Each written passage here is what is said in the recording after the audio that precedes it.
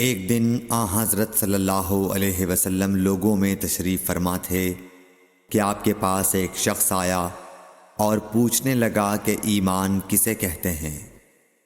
آپ صلی اللہ علیہ وسلم نے فرمایا کہ ایمان یہ ہے کہ تم اللہ پاک کے وجود اور اس کی وحدانیت پر ایمان لاؤ، اور اس کے فرشتوں کے وجود پر، اور اس اللہ کی ملاقات کے برحق ہونے پر، اور اس کے رسولوں کے برحق ہونے پر، اور مرنے کے بعد دوبارہ اٹھنے پر ایمان لاؤ۔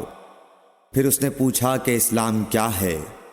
آپ صلی اللہ علیہ وسلم نے پھر جواب دیا کہ اسلام یہ ہے کہ تم خالص اللہ کی عبادت کرو اور اس کے ساتھ کسی کو شریک نہ بناؤ، اور نماز قائم کرو، اور زکوٰۃ فرض ادا کرو، اور رمضان کے روزے رکھو۔ پھر اس نے احسان کے متعلق پوچھا۔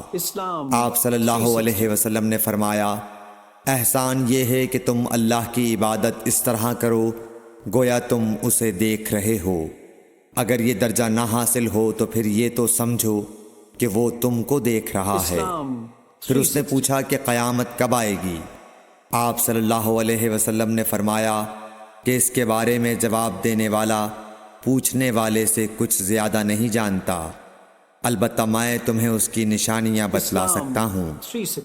وہ یہ ہیں کہ جب لونڈی اپنے آقا کو جنے گی، اور جب سیاہ اونٹوں کے چرانے والے دیہاتی لوگ ترقی کرتے کرتے مکانات کی تعمیر میں ایک دوسرے سے بازی لے جانے کی کوشش کریں گے، یاد رکھو قیامت کا علم ان 5 چیزوں میں ہے جن کو اللہ کے سوا کوئی نہیں جانتا۔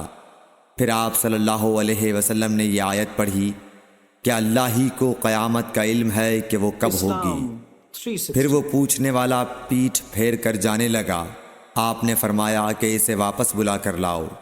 لوگ دوڑ پڑے مگر وہ کہیں نظر نہیں آیا۔ آپ صلی اللہ علیہ وسلم نے فرمایا کہ یہ جبرائیل علیہ السلام تھے جو لوگوں کو ان کا دین سکھانے آئے تھے۔ صحیح بخاری حدیث نمبر 50۔